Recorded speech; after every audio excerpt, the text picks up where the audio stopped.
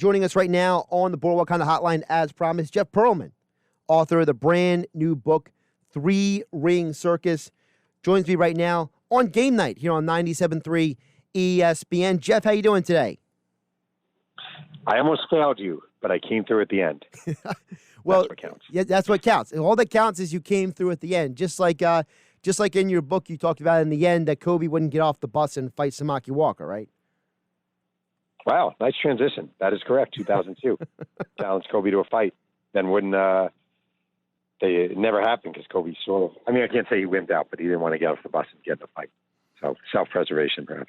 Self-preservation, but I think one of the amazing things that you're putting in this book is you are allowing people a deeper insight into some of the biggest faces of the league from the post-Jordan era. And in this book, Ring Circus, you're putting a light on Kobe and Shaq, two people that, a lot of people think they know a lot about, but I'm 5 chapters in, and I'm saying from my experience so far reading this book, I'm learning things about things that I thought were true or I wondered were true, you heard were rumors or maybe true, and you're finding out who genuine these people were before they became the megastars that they became.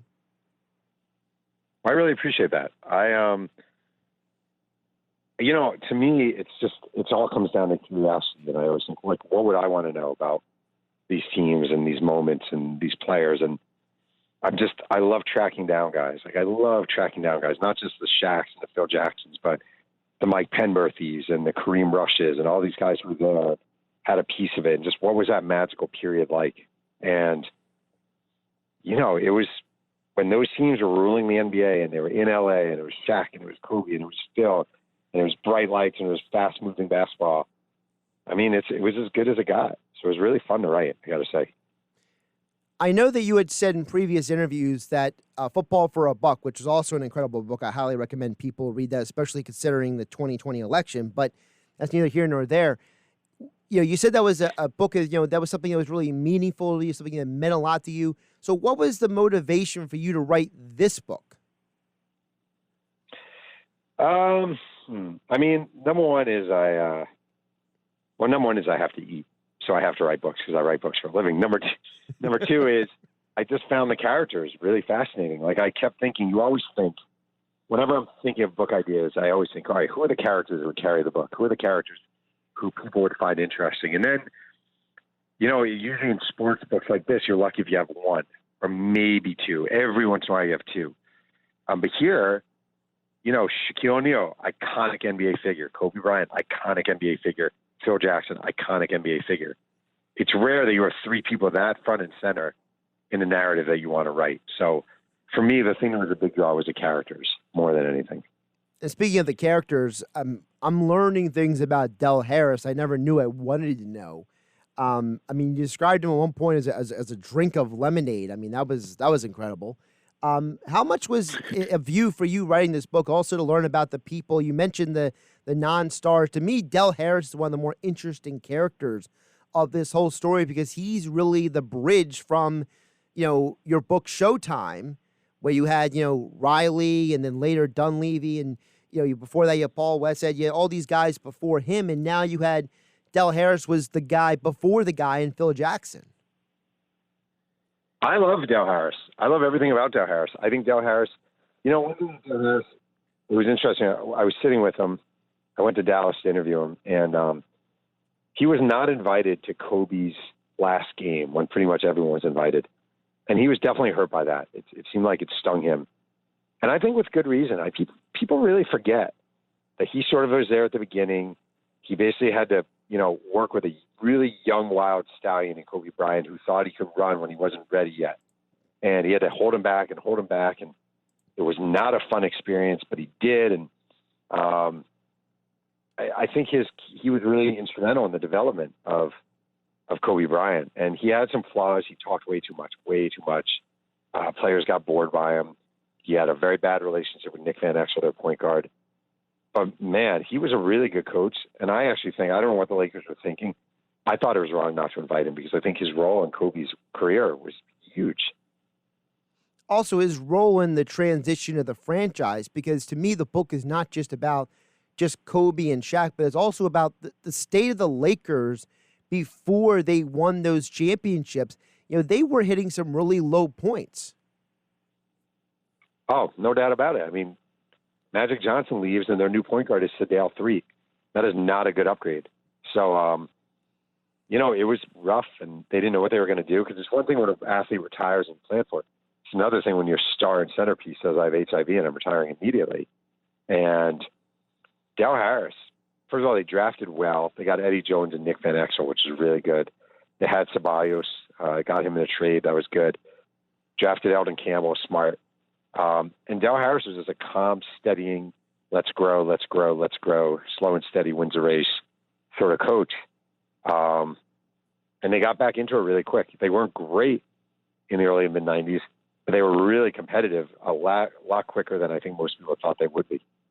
Jeff Pearlman joining us here on the Boardwalk kind of hotline here on Game Night on 97.3 ESPN, author of the brand new book, Ring Circus.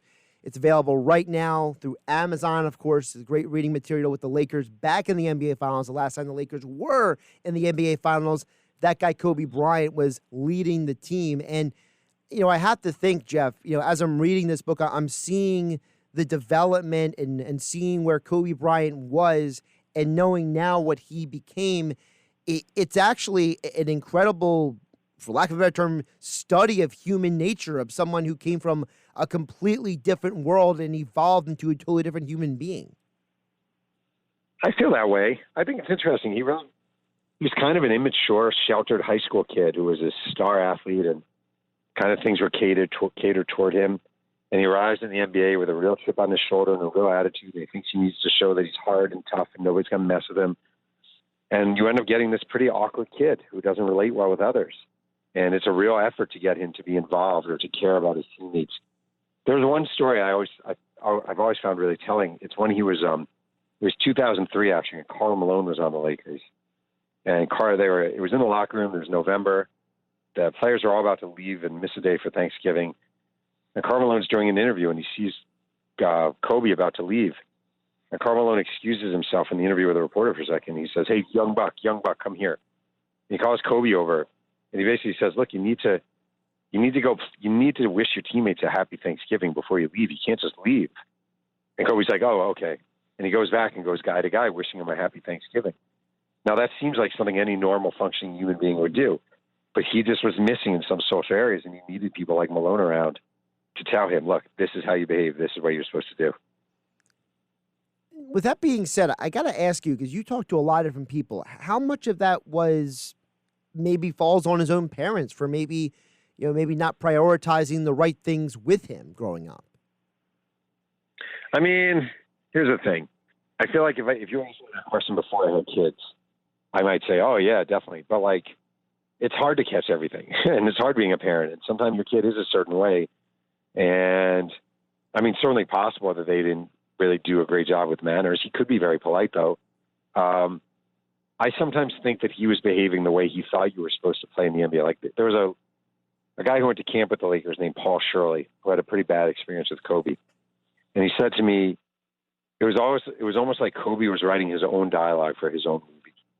And I thought that was really it was all thought out beforehand, and the mannerisms and the discussions and the way he was going to say it and the slang he was going to use. It just felt all preordained. So I don't know. I don't know the answer to that. It's an interesting question. Jeff Pearlman joining me here, the author of the brand new book, Ring Circus. Jeff Pearlman, New York Times best-selling author, great books like Football for a Buck, Showtime, Gunslinger, Sweetness. Sweetness is an awesome book as well, I read. Jeff, you think about, the characters in this book. We haven't touched much on the guy who was kind of like the figurehead, which became Phil Jackson. What are your impressions after writing this book about Phil Jackson and the impact he had on that team? I think it was huge, and I think it started the minute he arrived, because he shows up with 6 rings as a coach, 2 more as a player, did the coaching with the greatest player probably in the history of the game, Michael Jordan. So the credibility was huge. And he shows up with this cred. And the 2 previous coaches, Del Harris and Kurt Rambis, didn't have that. They just didn't have that. And a lot of the anger that Shaq had toward what was going on was he felt Kurt Rambis really debuted really babied Kobe, and he hated that. So he shows up. He has credibility. He's a really smart coach. He comes along with Tex Winter, the architect of the triangle offense, as his right-hand man. It just was, everything was right. The talent was right. The supporting cast was right. And then they had this coach who people had to listen to because of his track record. Jeff, one more for you. I appreciate you jumping on the show here late in game night here on 97.3 ESPN. Is here on 97.3, we're leading folks up to Yankees versus Indians at the top of the hour. Before I let you go, is there an aspect of the book? Is there a character? Is there something that it's in the book that you can tell folks, if you have to get this book for one reason, Ring Circus, it is what?